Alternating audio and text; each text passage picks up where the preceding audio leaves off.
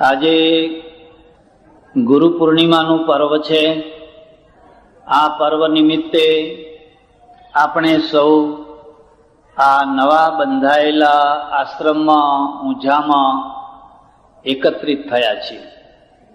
ગુરુ પરંપરા વિશે મારા વિચારો થોડા જુદા છે.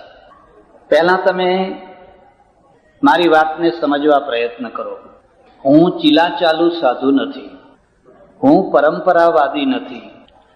હું શું છું, શું ઈચ્છું છું, એ વાતને જો તમે સમજશો તો મને આનંદ થશે કે તમે આજે જે પૂજન કર્યું એ સમજીને કર્યું છે.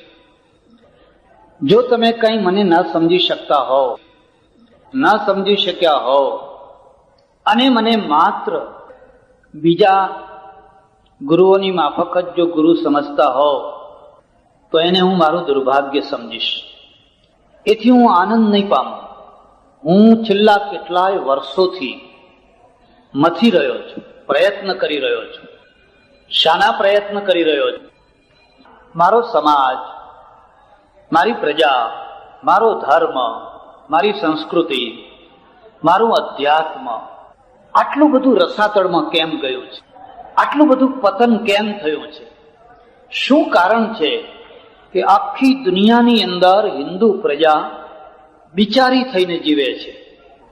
પરદેશમાં તો તમારું માન નથી, તમારા દેશમાં તમારું માન નથી, તમારા દેશમાં તમારું કશું ઉપજતું નથી, તમારા દેશમાં તમારું ભવિષ્ય ચિંતાજનક થઈ રહ્યું છે. એનું શું કારણ છે? જો મારે વ્યક્તિગત રીતે તમારાથી ફાયદો ઉઠાવવો હોત તો હું વર્ષોથી તમારાથી ફાયદો ઉઠાવી શક્યો હોત. ચીલા ચાલુ પરંપરા પ્રમાણે લોકોને એક ઘેલછા ઊભી કરી દેવી અને ગુરુ માય બનાવી દેવા, એ તો અહીં બધે ચારે તરફ થાય જ છે. પણ હું એવું કરવા નથી માંગતો. અહીંયા બેઠેલા ઘણા લોકો બધા જાણતા હશે કે મેં કોઈને શિષ્ય નથી બનાવ્યો, કોઈને કંઠી નથી બાંધી, કોઈના આગળ કોઈ વાળો નથી રાખ્યો. તમે બધા ભેગા થયા છો, પ્રેમથી ભેગા થયા છો, ખાલી એક સદભાવથી ભેગા થયા છો. અને જ્યારે તમે અહીંયા ભેગા થયા છો ત્યારે મારે આજે ગુરુ પૂનમના દિવસે થોડીક તમને ક્રાંતિની વાતો સંભળાવવાની છે. અને હું ઈચ્છું કે તમે એ વાતોને પચાવો, તમે એ વાતોને સમજો. આવતીકાલે હું હોઉં કે ન હોઉં, ભવિષ્ય કોને ખબર છે કેવું હશે, પણ હું તમારું એક ઘડતર કરવા માંગુ છું, તમને એક વ્યવસ્થા આપવા માંગુ છું.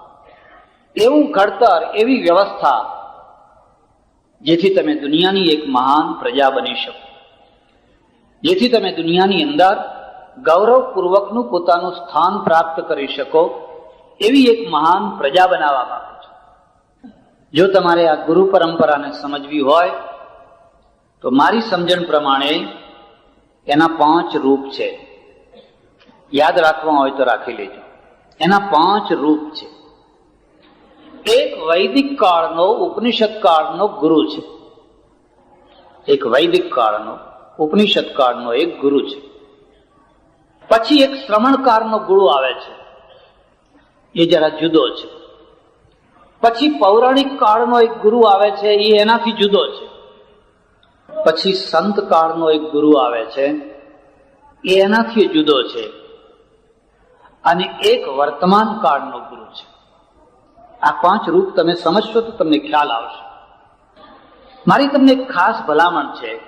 હું જે તમને કહેવા માંગુ છું એ દ્વિમુખી છે. એક તરફ તમારે પ્રાચીન કાળમાં જવાનું છે અને બીજી તરફ તમારે બિલકુલ અર્વાચીન કાળમાં આવવાનું છે. આ વચ્ચેનું છોડી દેવાનું છે. એકદમ પ્રાચીન કાળ એ વૈદિક કાળ છે, ઉપનિષદ કાળ છે, એમાંથી તમારે પ્રેરણા લેવાની છે. અને બીજી તરફ એકદમ આધુનિક કાળ, જેને વિજ્ઞાન કહીએ, એ વિજ્ઞાન છે, એમાંથી બેયને મેળવવાનું છે. આ વચ્ચેનું બધું છોડી દેવાનું છે. ત્યારે તમને ઉપનિષદ કાળની વાત કરું. ઉપનિષદમાં ગુરુ શબ્દ નથી, આચાર્ય શબ્દ છે. જે ઉપનિષદ ભણ્યા હોય, ભણતા હોય, એ બધાને મારી ભલામણ છે, તમે જોજો ઉપનિષદ. માતૃદેવો ભવ પિતૃદેવો ભવ, અતિથિ દેવો ભવ, આચાર્ય દેવો ભવ. ગુરુ શબ્દ નથી, આચાર્ય દેવો ભવ. આચાર્ય એ જ ગુરુ છે. એ આચાર્ય આજના ગુરુ કરતા એકદમ નિરાલો છે, જુદો છે. એ આચાર્ય કોણ છે? કોઈ ઋષિ છે, કોઈ ઋષિ છે. કોઈ નદીના કિનારે પોતાનો આશ્રમ બનાવીને રહે છે. એ આશ્રમ કેવો છે? પર્ણકુટીઓથી બનાવેલો છે, બિલકુલ સાદો છે. આશ્રમમાં રહેનારા જે વિદ્યાર્થીઓ છે એ જંગલમાંથી લાકડા કાપી લાવે છે. જંગલ પ્રચુર હતું એ સમયમાં, જંગલ ખૂબ હતા. પછી જે એના છાજન કરવાનું છે એને લીપી ગૂંપીને પોતે તૈયાર કરે છે. ગૌશાળા છે, પોતાની ખેતી છે, ઋષિ પત્ની છે, ઋષિને બાળકો છે. અને એ રીતે નદી કિનારે ગામથી દૂર આશ્રમ છે. આ આશ્રમ આવો સાદો કેમ કર્યો? એટલા માટે કે કોઈના આગળ લાંબો હાથ ન કરવો પડે. જેને ધર્મનો પ્રચાર કરવો હોય, જેને સત્યની વાત કહેવી હોય, એ જો આર્થિક રીતે કોઈનો લાચાર થઈ જાય તો એ સત્યની વાત નહીં કહી શકે. પૈસો એક એવી ચીજ છે જ્યાં તમે ગરજ કરીને કોઈની પાસે લેવા જશો એટલે તમારી ઈચ્છા હોય કે ન હોય, તમારું સ્વમાન ઉતરવાનું ને ઉતરવાનું. તમારે જો ખુમારીપૂર્વક જીવન જીવવું હોય તો તમારો હાથ લાંબો ન થવો જોઈએ. ઓછામાં ઓછું ખોટી જગ્યાએ તો લાંબો ન જ થવો જોઈએ. એટલે ઋષિ પોતાની મેળે સ્વાવલંબી છે.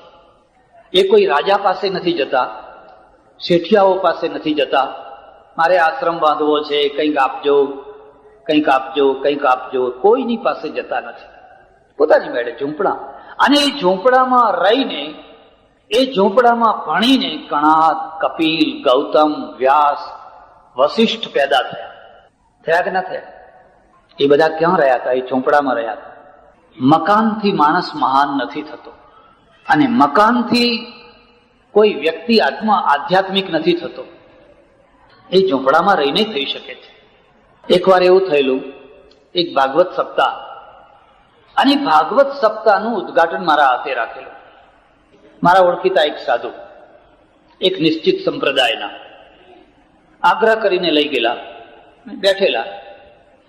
હવે બન્યું એવું કે આપણા ત્યાં તો જેમ પહેલેથી જ એક વ્યવસ્થા, ફર્સ્ટ ક્લાસ ગાદી તકિયાવાળા, પછી સેકન્ડ ક્લાસ એકલા ગાદીવાળા, પછી થર્ડ ક્લાસ જાજમવાળા, અને પછી લોઅર ક્લાસ એક ધૂળ ઉપર બેઠા. તમારો ધર્મ ક્યાં મંદ પડ્યો? આનાથી તમારું ગૌરવ વધ્યું નહીં. વધ્યું કે ઘટ્યું? અહીંયા તમને કોઈ આગળ બોલાવ્યા? અહીં ઘણા મારા ઓળખીતા છે, ઘણા મારા સારા સારા ઓળખીતા પાછળ બેઠા છે. તમે એમને એમ નથી કીધું કે તમે આગળ આવીને બેસો. અને જો એમને એમ દુઃખ થાય કે મને અહીંયા કોઈ આવકાર ના આપ્યો, આગળ ના બેસાડ્યો, તો હું ઈચ્છું કે ના આવે એ સારું. જો અહંકારને પોષવા માટે ધર્મસ્થાનમાં જવાનું હોય તો એ ન આવે એ વધારે સારું છે. દેવના દરબારમાં ક્લાસ ન હોય. મુસલમાનો એ ક્લાસ ન રાખ્યો, આખી દુનિયા ઉપર ફેલાઈ ગયો. તમે ક્લાસ પાડ્યા એટલે તમે ક્લાસ વિનાના થઈ ગયા. બોલો, તમે અહીંથી ઉઠીને આ નિયમ રાખી શકશો કે અમારા મંદિરમાં, અમારા સપ્તાહ વગેરે થતું હોય ત્યાં કોઈ પણ જગ્યાએ અમે આવા ક્લાસ નહીં પાડીએ? કે પાછા હતા એના જ મારી એ પૂજા કરે ને પણ એ બરાબર ને બધા બરાબર. હવે આગળનો જે પહેલો ક્લાસ, સુપર ક્લાસ ગાદી તકિયા વાળા, એમાં બધા થોડાક માણસો બેઠેલા. એમાં એક વૃદ્ધ ઉંમરના શેઠ છે ને, એ તકિયા ઉપર આડા જ પડી ગયેલા, લગભગ સુઈ ગયેલા, ઊંઘી ગયેલા. મેં એમને કહ્યું, પેલા અમારા ઓળખીતા મિત્ર હતા સ્વામીજી, મેં કહ્યું પેલા શેઠને જગાડો. એ સત્તા સાંભળવા આવ્યા છે કે ઊંઘવા આવ્યા છે? મને કે ઊંઘવા દો. મને કે એમને ઊંઘવા દો, તમે તારે પ્રવચન કરો. મેં કહ્યું એ ઊંઘતા હોય ને મારાથી પ્રવચન ના થાય. હું તો જાગતા માણસોના આગળ પ્રવચન કરું. ઊંઘતા માણસો આગળ તો પ્રવચન કરવું એ બહુ કઠિન કામ થઈ જાય. મને કે એના હું જોશો જ નહીં. મેં એના કરતા એને જગાડો ને, મને કે ના, જગાડવા જેવા નથી. કેમ? ત્યારે આગળ કેમ બેસાડ્યા, કેમ છે સુતા કેમ? મને કે આપણી દૂધણી ભેંસ છે, એ આપણી દૂધણી ભેંસ છે, એમને સપ્તાહ સાંભળવા સાથે કઈ લેવા દેવા નથી. કે આ 7 દિવસની સપ્તાહ છે ને, એના તમામે તમામ જે ચોખાનો ખર્ચ છે એમની મિલમાંથી આવવાનો છે, બધા ચોખા. એટલે ભલે હું ઉગતા. હવે બોર્ડ ઉપર લખેલું છે આ 214મી સપ્તાહ ચાલે છે, 214મી સપ્તાહ થઈ રહી છે. 214ની જગ્યાએ 414 થશે. કોઈ પરિવર્તન આવવાનું છે? કદી પરિવર્તન આવવાનું નથી.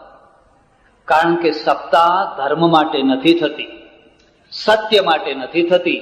પવાલી ભરીને દૂધ ભરવા માટે થાય છે. પવાલી દૂધ ભરવા માટે થાય છે. અને એટલા માટે તમે સેંકડો વર્ષ સુધી જે પ્રકારની પ્રચલિત ધર્મ પરંપરાઓ છે એ પ્રકારે જો તમે ચલાવશો, તમે દુનિયાની હળધૂત પ્રજા થઈને રહેશો. તમે કદી મહાન પ્રજા નહીં થઈ શકો. તમારો ઋષિ જુઓ, એ કોઈની પાસે લાંબો હાથ નથી કરતો.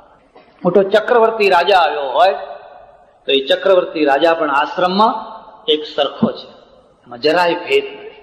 અને એ મોરલ ઋષિમાં આવે તો ક્યારે આવે? કે ઋષિ જો આર્થિક રીતે પરાવલંબી ન હોય ત્યારે. પણ આર્થિક રીતે પરાવલંબી ન થઈને તમે એક બીજો માર્ગ લઈ શકો, નિવૃત્તિ માર્ગ. કશું કરવું જ નહીં, કોઈ પ્રવૃત્તિ જ ના કરવી. કારણ કે પ્રવૃત્તિ કરીએ તો પૈસાની જરૂર પડે, એના કરતા કશી પ્રવૃત્તિ જ ના કરવી. તો ના, ઋષિ છે ને એ નિવૃત્તિ માર્ગી નથી. ઈશાવાસ્ય ઉપનિષદ તમે જોજો, કુર્વન નેવેહ કર્માણી જીજી વિશે છતમ સમાહ એવમ ત્વયી નાન્યથેતોસ્તિ ન કર્મ લિપ્યતે નરે. ઉપનિષદ, પહેલું ઉપનિષદ. કર્મ કરતા કરતા 100 વર્ષ જીવજો. કુર્વન નેવેહ કર્માણી જીજી વિશે છતમ સમાહ, 100 વર્ષ સુધી તમે જીવજો. કર્મ છોડીને નહીં, કર્મનો ત્યાગ કરીને નહીં. ગીતા અને ઉપનિષદ બંને આમાં એક મત છે. કર્મનો ત્યાગ હોય, કર્તવ્યનો ત્યાગ હોય. હવે જયારે કર્મ કરવા છે, કર્તવ્ય કરવું છે, પ્રવૃત્તિ કરવી છે અને લાચારી નથી ભોગવવી, આ બે એક સાથે કેવી રીતે થઈ શકે? ઋષિ કહે છે થઈ શકે. અને એ રીતે થઈ શકે કે તમારી આવશ્યકતા તમે પોતે પેદા કરી લો. પુષ્કળ જમીન એ સમયમાં પડી હતી, થોડીક ખેતી કરી લો, છોકરાઓને માટે જમવાનું થઈ જાય. ગૌશાળા કરી લો, છોકરાઓને દૂધ થઈ જાય. આપણે ખર્ચા વધારે કરવા નથી, એટલે ઓછામાં ઓછા ખર્ચાથી જીવવું છે, એટલે કોઈની લાચારી ના લે. અને જ્યારે તમારું તપોવન, ગુરુકુલ કે આશ્રમ સાદાઈથી, સરળતાથી ચાલે છે, ત્યારે એમાં એક તપ થતું હોય છે, એમાં એક તપસ્વીપણું પેદા થતું હોય છે, અને એમાંથી એક કુમારી પેદા થતી હોય છે. બીજી વાત, ત્યારે હવે આ જે આચાર્ય, ઉપનિષદ કાળનો ગુરુ નહીં, આચાર્ય, એ શું કામ કરે છે? પ્રવૃત્તિ શું કરે છે? એની મુખ્ય પ્રવૃત્તિ છે સમાજના બાળકોને પોતાના ગુરુકુળમાં, પોતાના ઋષિકુળમાં દાખલ કરો.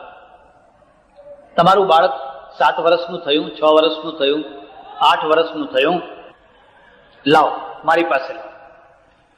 અને બાળકોને લઈ અને દાખલ કરો, પર્ણકુટીમાં રાખવા. કૃષ્ણ હોય કે સુદામા હોય. કૃષ્ણ રાજાનો દીકરો છે અને સુદામા ગરીબ બ્રાહ્મણનો દીકરો છે. પણ ગુરુકુળમાં કોઈ ભેદ છે ખરો? કોઈ ભેદ નથી. આપણને સુતા એક સાથ રહે, તને સાંભળે રે, એક સાથે રે સુવા. ત્યાં એમાં ક્લાસ નહીં. અને એ વિદ્યાર્થીઓને, બાળકોને બરાબર 12 વર્ષ સુધી ઋષિ ભણાવે છે. શું ભણાવે છે? એકલા આત્માની વાતો નહીં. એને ભૂગોળ ભણાવે છે, ગણિત ભણાવે છે, ઇતિહાસ ભણાવે છે, ખગોળશાસ્ત્ર ભણાવે છે, નક્ષત્ર શાસ્ત્ર ભણાવે છે, વિજ્ઞાન ભણાવે છે, ધનુર્વેદ ભણાવે છે, ધનુર્વેદ શીખવાડે છે, શસ્ત્ર શીખવાડે છે. એને જેટલી વિદ્યાઓ, એ સમયમાં જેટલી વિદ્યાઓ હતી, એ તમામે તમામ વિદ્યા એને ભણાવે છે. એટલે જ્યારે વિદ્યાર્થી વિદ્વાન બને છે ત્યારે એક પ્રકારથી પૂર્ણતા લઈને બહાર નીકળે છે. 24 વર્ષનો થયો એટલે એને કહેવાય તું ઘેર જા. તમને નવાઈ લાગશે. મેં જે વર્ષો સુધી અધ્યયન કર્યું એના પછી હું તમને કહું છું, આખા ઉપનિષદોમાં, વેદોમાં કોઈ જગ્યાએ સાધુ નથી. હોય તો તમે જોજો, બતાવજો. કોઈ જગ્યાએ સાધુ નથી, ઋષિ છે. અને કર્મઠ ઋષિ છે. અને એ ઋષિ કેવો? રાષ્ટ્રવાદી છે, માનવતાવાદી છે, સમાજવાદી છે. એને રાષ્ટ્રની ચિંતા છે. સ્વસ્તિ સામ્રાજ્યમ ભૌજ્યમ મહારાજ્યમ આધિપત્યમયમ. મારું રાષ્ટ્ર સમુદ્ર સુધી એક રાષ્ટ્ર. એને રાષ્ટ્રની ચિંતા છે. ઘણી વાર તો એ રાજાને યુદ્ધ કરવાની પ્રેરણા આપે છે. યુદ્ધકાર. રાક્ષસો વધી ગયા છે, ગુંડાઓ વધી ગયા છે, આતતાઈઓ વધી ગયા છે, અત્યાચારીઓ વધી ગયા છે. ચાલો આ બધાનો નાશ કરો. પોતે પાસે ઉભા રહી અને સમાજના કાંટાઓનો કચરી નખાવે છે. કચરે છે. દશરથને કહ્યું, તમારા 2 બાળકો આપો મારે, કારણ કે બહુ ઉત્પાત વધી ગયો છે. શાંતિ નથી, અશાંતિ છે, કોઈ જીવી નથી શકતું, ફફડતી પ્રજા જીવે છે. ઘણી વાર એવું બને કે પોતે જાતે આ કામ કરે, પોતે સ્વયં ધનુર્વિદ્યા, ધનુષબાણ ધારણ કરે. હું તમને ખાસ ભલામણ કરું છું, તમે ઋષિ તત્વનું અધ્યયન કરો. ઋષિ તત્વ એટલે શું? આ તમારી જૂની સંસ્કૃતિ છે, આ તમારું જૂનું કલ્ચર છે. હું તમને ત્યાં લઈ જવા માંગુ છું, જ્યાં કોઈ નકામો માણસ નથી, નિરાશાવાદી નથી, પલાયનવાદી નથી, ખાઈને પડ્યો રહેનારો માણસ નથી, પણ કોઈને કોઈ રીતે સમાજને ઉપયોગી થવું, રાષ્ટ્રને ઘડતર કરવું, રાષ્ટ્રને મહાન બનાવવું, આખું લક્ષ્ય એ છે. પછી તમારે ત્યાં બીજો પીરિયડ આવ્યો, પછી બીજો પીરિયડ આવ્યો. આમાં ધ્યાન દો, વૈદિક જે ઋષિકાળ છે એ ઋષિકાળમાં માનવ જીવનના 4 લક્ષ્યો છે. તમને કોઈ પૂછે કે તમારું લક્ષ્ય શું છે? તમારા ધર્મે પહેલેથી નક્કી કરી રાખેલું છે. 4 લક્ષ્યો છે: ધર્મ, અર્થ, કામ અને મોક્ષ. ચતુર્વિધ પુરુષાર્થ. 4 પુરુષાર્થ છે અને ચારેનું એક બેલેન્સ છે. એટલે જીવનમાં એક સમગ્રતા છે. તમે 2 પૈસો કમાઓ. પેલો ઋષિ છે એ 24 વર્ષનો છોકરો થાય એટલે એને ઘેર મોકલે, જા ઘેર જા. ભૂત્યેય ન પ્રમદિતવ્યમ. 2 પૈસા કમાવામાં પ્રમાદ ના કરીશ, ઘેર જા. દેવ કાર્યે ન પ્રમદિતવ્યમ, પિતૃ કાર્યે ન પ્રમદિતવ્યમ. પછી વ્રતો આપે છે, અને વ્રતોમાં પહેલું વ્રત આપે છે અન્નમ બહુ કુર્વીત તદ વ્રતમ. અન્નના ઢગલા કરજે, અન્ન ખૂબ પેદા કરજે. તમે વૈદિક કાળ જોશો, એમાં કોઈ જગ્યાએ શનિવાર કરવાનું, મંગળવાર કરવાનું, સોમવાર કરવાનું, કોઈ જગ્યાએ વ્રત નથી. 11 કરવાનું, અમાવાસ્યા કરવાનું, ઊભી ચોથ, આડી ચોથ, ફલાણું ફલાણું ફલાણું, કોઈ જગ્યાએ નહીં. વ્રત આ છે. તમે અનાજના ઢગલા કરો, તમે સચ્ચાઈથી જીવન જીવો, તમારો વેપાર સચ્ચાઈથી કરો. બસ આ મોટામાં મોટું વ્રત છે. અન્નમ ન પરિચક્ષિત તદ વ્રતમ. અન્નનો એઠવાડ ના છોડશો, એ વ્રત આપું છું. જમવા બેસે એટલે લોકો છોડે ને. અન્નમ ન નિંદ્યાત તદ વ્રતમ. અન્નની નિંદા ના કરશો તદ વ્રતમ.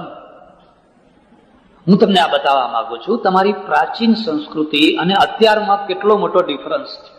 એટલે 4 પુરુષાર્થ છે, એનું એક બેલેન્સ છે. પહેલા ધર્મ, પછી અર્થ. અર્થ એટલે પૈસો, પછી કામ, પછી મોક્ષ, છેલ્લે મોક્ષ.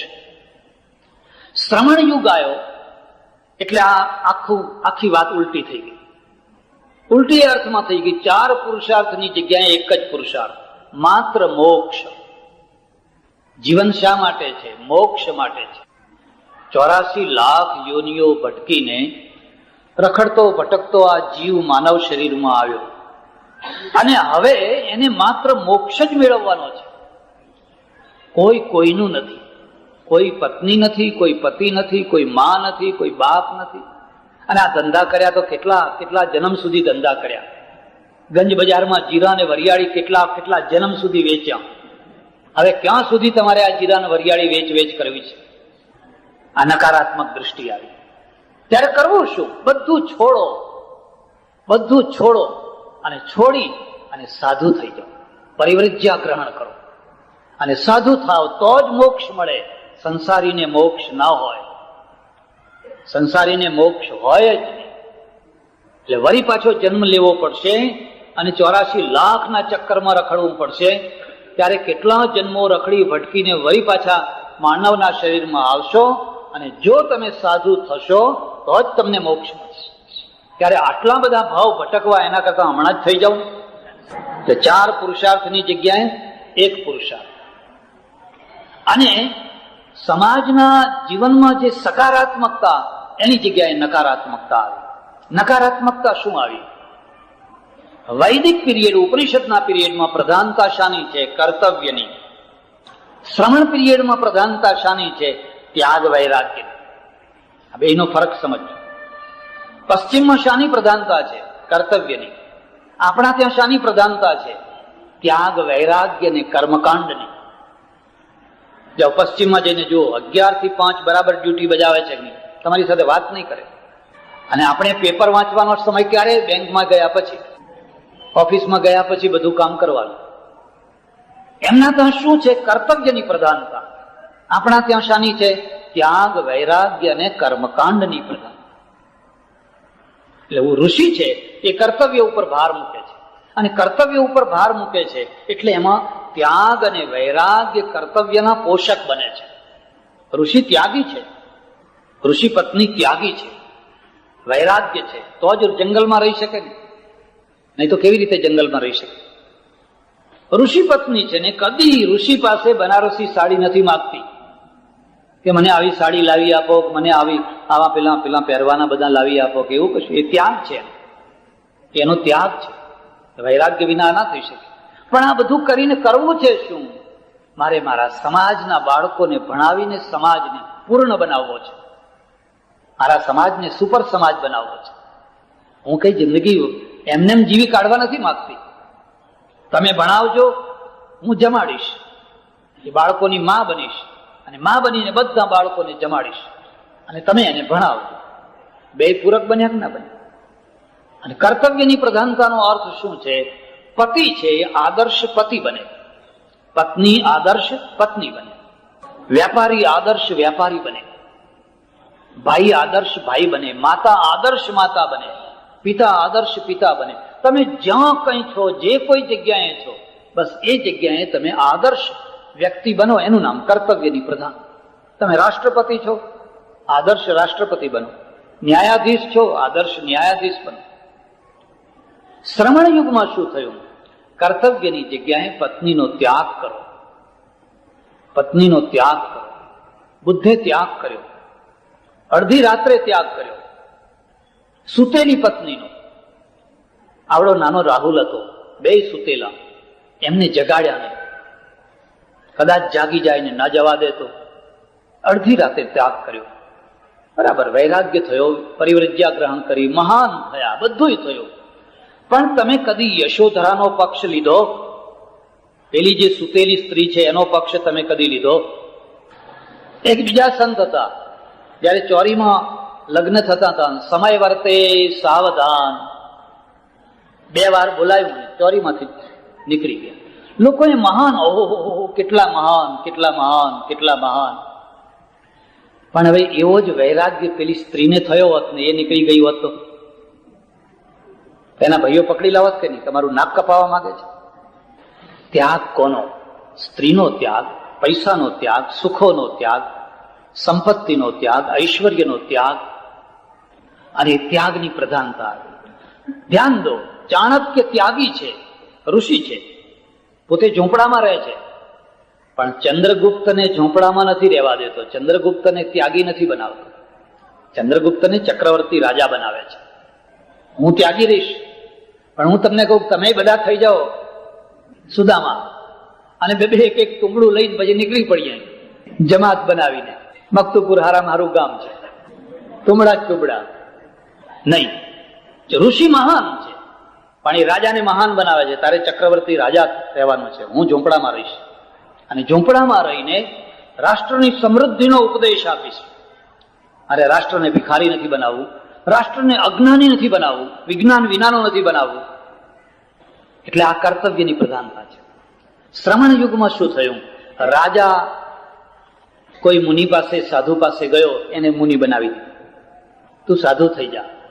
કોઈ સ્ત્રી ગઈ, કોઈ પુરુષ ગયો, કોઈ ફલાણું ગયું, જે આવ્યા એ બધાને પરિવ્રજ્યા પરિવ્રજ્યા પરિવ્રજ્યા.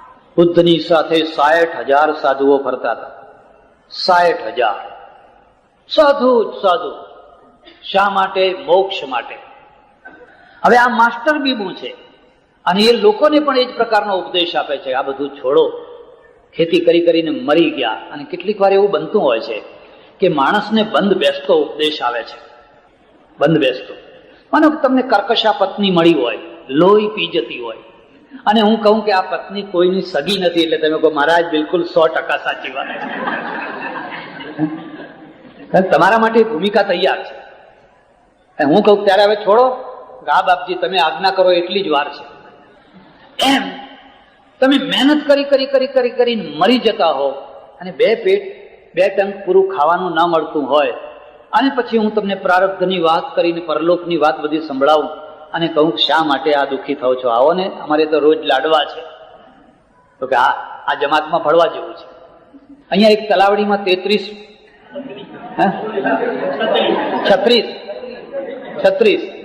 એમાં એ લક્ષ્મીચંદ્ર હોવા જોઈએ વખતે.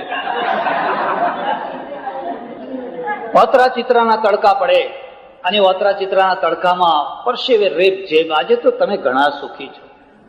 તમારા પૂર્વજોના પૂર્વજો દેવાનો પાર નહીં, વ્યાજ ભરવામાંથી ઊંચા ના આવે, પાટીદારોને પ્રસંગો ઘણા અને કઈડ ઘણી, જળોયો ઘણી, લૂંટ.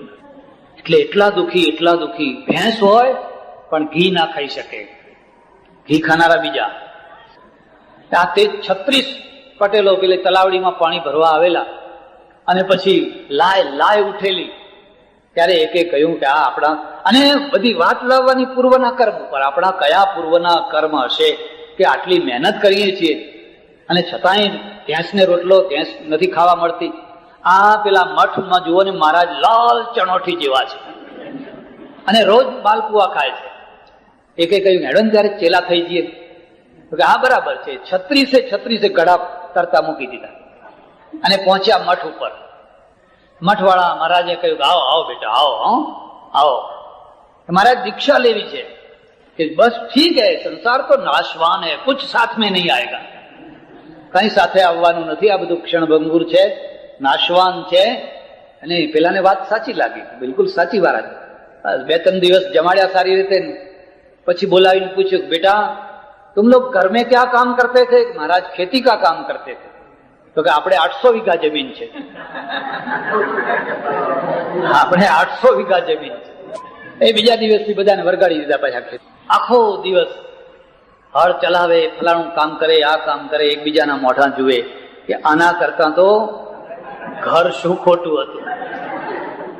થાક્યા પાક્યા જયારે સાંજે ઘેર જતા તો બિચારી ઘરવાળીઓનું પાણી હાથ પગ ધોવડાવે, કંઈક જે ઘરમાં હોય ખવડાવે.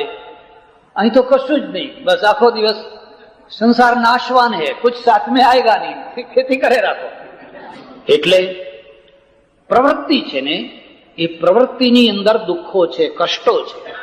એમાંથી માણસ ભાગવા માટે ઘણીવાર આ પ્રયત્ન કરતો હોય છે. પેલો ઋષિ કહે છે નહીં, ભાગવાનું નથી. તારી ખેતીને સરળ બનાવો, તારી ખેતીને ઉત્પાદક બનાવો. અન્નમ બહુ કુર્વીત. જો અમેરિકાએ એ સૂત્ર પકડી લીધું, અનાજના ઢગલા કરો, આખી દુનિયામાં નિકાસ કરો. તમે એ સૂત્ર ના પકડી શક્યા. શ્રમણ યુગ આવ્યો, ખેતીને પાપ માનવામાં આવ્યું. ખેતી એટલે મહાપાપ. અરર, કેટલા જીવ મરે છે, કેટલા અળસિયા મરે છે, કેટલી જીવાત મરે છે. પાપ પાપ પાપ પાપ, ચારે તરફ પાપ જ પાપ. પાણી પીવો તોય પાપ લાગે, નાવતોય પાપ લાગે, ખાવતોય પાપ લાગે. પાપ જ પાપ. પેલું વૈદિક પીરિયડ બહુ સરળ છે, બહુ સરળ છે. ભગવદ્ ગીતાએ કહ્યું સહજમ કર્મ કૌંતેય સદોષમ અપી ન ત્યજેત સર્વારંભા હિ દોષેણ ધૂમે નાગ્નિરિવાવ્રતા. અર્જુન, તારું સહજ કર્મ હોય એ તું છોડીશ નહીં, કર. ખેતી કરતો હોય તો ખેતી કર, અને જે કરતો હોય એ કર. તમને નવાઈ લાગશે. હમણાં પાંડુરંગ શાસ્ત્રી છે, એમણે બધા માછીમારોનું સંગઠન કર્યું કે નહીં? ખારવાઓનું કર્યું ને? પણ કોઈ ખારવાને એમ કહ્યું કે માછીમારીનો ધંધો છોડી દો, એમ કહ્યું? જેના હાથમાં છે જાળ, એનું એક ભજન છે ને, એમાં એમ કહેવામાં આવ્યું, જેના હાથમાં છે જાળ, મુખે સંધ્યા ત્રિકાળ, એને જાળ ના છોડાવી, તું તારી જાળનું કામ કર. આ વૈદિક યુગ છે. હવે અમારા જેવા ભેગા થઈને કે તું આ ઝાડ છોડી દે, તું આ ખેતી છોડી દે, નહીં તો તારો મોક્ષ બગડશે.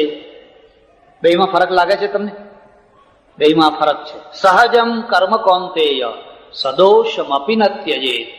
તારું જે સહજ કર્મ, અને એટલા માટે આપણા ત્યાં એક કસાઈને ભગવાન મળ્યા છે, સદના કસાઈ. તાર્યો સદના કસાઈ, કસાઈનું કામ કરતો અને ભગવાને એને દર્શન દીધા. સુવા પઢાવત ગણિકા તારી, અને ગણિકા હતી એ પોપટને ભણાવતી, રામ રામ રામ, એનો ઉદ્ધાર કર્યો. આ તારો ધંધો છે, બરાબર છે, એથી તને હું ભગવાનને કઈ વાંધો નથી. એટલે આ બેનો ફરક સમજજો. એટલા પાપ ઉભા કર્યા, એટલા પાપ ઉભા કર્યા કે તમે સમૃદ્ધિના ઢગલા ઉપર બેઠેલા હોવા છતાં ભિખારી થઈ ગયા. ખેતી કોણ કરે? ગરીબ માણસો કરે. જાઓ બિહારમાં જઈને આજે જુઓ, એ સમયની પદ્ધતિ જે પાડેલી હજુ ચાલુ છે. બિહારમાં બ્રાહ્મણ ક્ષત્રિય આજ પણ હળને અડતા નથી.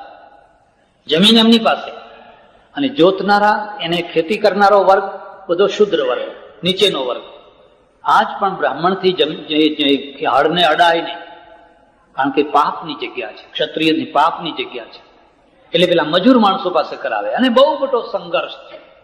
કારણ કે જે મહેનત કરનારો છે એની પાસે જમીન નથી, અને જેની પાસે જમીન છે એ મહેનત કરતા નથી.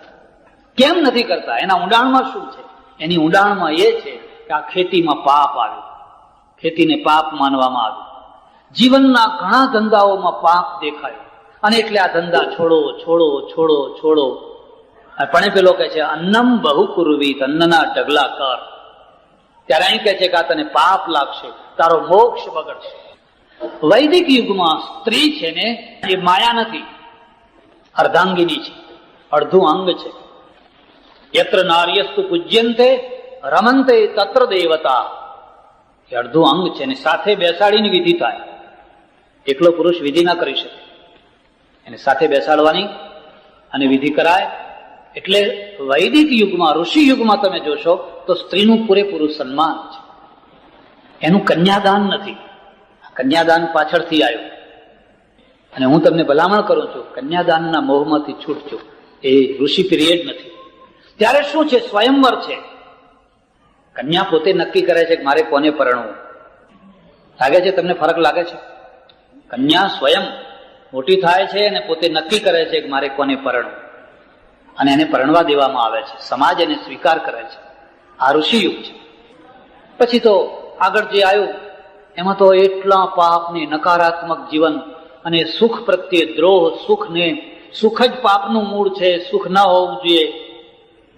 એમાંથી આ ભારતમાં એક સાધુ પીરિયડ શરૂ થયો, જેને નકારાત્મક પીરિયડ કહીએ છીએ.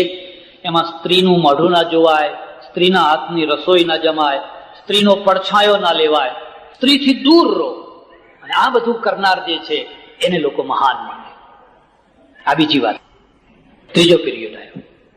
ત્યારે ત્યાં ગુરુ કોણ છે? માત્ર મોક્ષની દીક્ષા આપનાર ગુરુ છે. પેલો ઋષિ છે એ આચાર્ય છે, અને આચાર્ય કોણ છે? જે ભણાવે છે, બધી વિદ્યા ભણાવે છે. અર્થશાસ્ત્ર ભણવું છે, નીતિશાસ્ત્ર ભણવું છે, યુદ્ધશાસ્ત્ર ભણવું છે, અધ્યાત્મ શાસ્ત્ર ભણવું છે. તમારે બધી વિદ્યા ભણાવે. કૃષ્ણ બધી વિદ્યા ભણ્યા ગુરુકુળમાં રહીને. એ ઋષિ છે. પછી માત્ર મોક્ષની વિદ્યા, આત્મા સિવાય બીજી કોઈ વિદ્યા ભણવાની નહીં.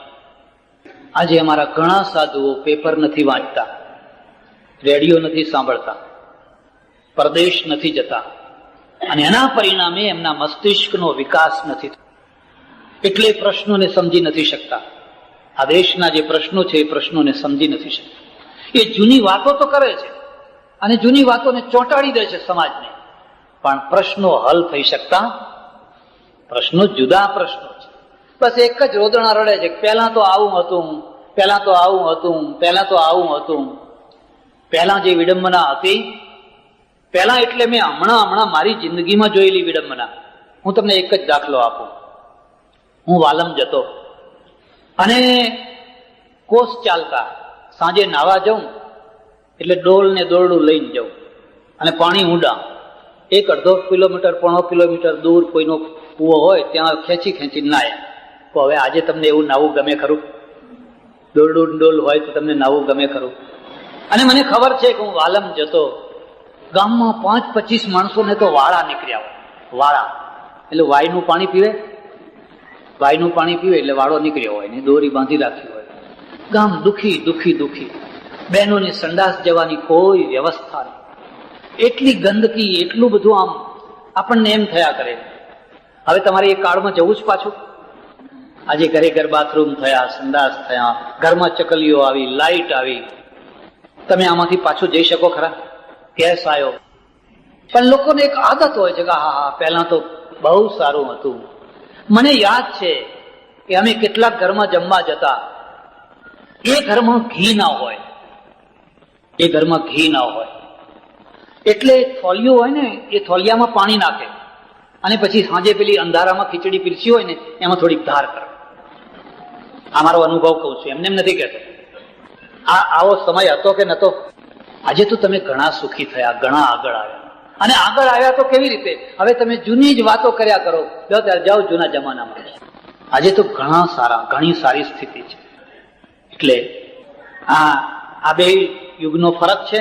બંને યુગમાં પેલામાં કર્તવ્ય છે. ઋષિ પાસે કોઈ રાજા જાય છે, એને કહે છે તું આદર્શ રાજા બન. સાધુ નહીં, રાણીને કહે છે તું આદર્શ રાણી બન. તમારા કુટુંબને સાચવો, તમારા દાંપત્યને સાચવો. મારે ત્યાં તમે સત્સંગ કરવા આવો અને હું તમારું કુટુંબ તોડી નાખું, પતિ પત્નીને જુદા કરી નાખું, એનું નામ કોઈ ત્યાગ વૈરાગ્ય છે? કર્તવ્ય મોટું કે ત્યાગ વૈરાગ્ય મોટું? આ મુદ્દાને સમજજો. ઋષિ યુગમાં કર્તવ્ય ઉપર ભાર છે. તમને ન ગમતું હોય તો એ કર્તવ્ય છે. તમે નર્સનો ધંધો કરો છો, પાટાપિંડી કરવા છે, પરુ નીકળે છે, તમને ચિત્રી ચડે છે, કાં તો એ ધંધો છોડી દો અને કાં તો કરો તો એ પૂરી નિષ્ઠાથી એ ધંધો કરો. હવે એ ચિત્રી ચડતી હોય ને પાટાપિંડી કરવાનું પડતું મૂકીને તમે ગાયત્રીનો ફોટો લઈને માળા કરવા બેસી જાઓ, કહો આપણે તો માળા કરશું, તો પછી પગાર શું કામ લો છો? કર્તવ્ય ઉપર ભાર છે. ત્યાગ વૈરાગ્ય એના પોષક હોવા જોઈએ. ત્યાગ વૈરાગ્ય કર્તવ્યથી ભ્રષ્ટ કરનારા ના હોવા જોઈએ.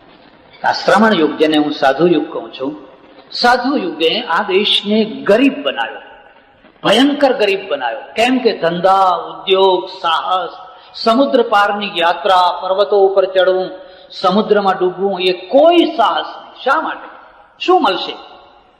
આત્માનો ઉદ્ધાર કરો ને, મોક્ષ પ્રાપ્ત કરી લો ને. પેલા દેશમાં જશો ત્યાં તો બધા મલચ્છ લોકો, ભ્રષ્ટ લોકો રહે છે. અભડાઈ જશો, વટલાઈ જશો. તમારો આખો વિકાસ સ્ટોપ થઈ ગયો, આખો વિકાસ અટકી ગયો. અને જે ચિંતન આવ્યું ને એ નકારાત્મક ચિંતન આવ્યું. પછી એનો ગુરુ છે, મેં તમને કહ્યું ને, મોક્ષનો ગુરુ છે. અર્થ કામનો નહીં, ધર્મનો નહીં, અર્થનો નહીં, કામનો નહીં, માત્ર મોક્ષ. કેટલીક વાર તો અર્થ અને કામનો વિરોધી છે, એનો વિરોધ કરે છે. પછી પૌરાણિક ગુરુ આવે છે. પૌરાણિક ગુરુમાં શું છે? એ દક્ષિણા ગુરુ છે. આ મુદ્દાને સમજો. શ્રમણ યુગમાં એક ત્યાગ છે, સાચો ખોટો ભલે હોય, પણ પછી તો માત્ર દક્ષિણા ઉપર જ ભાર છે.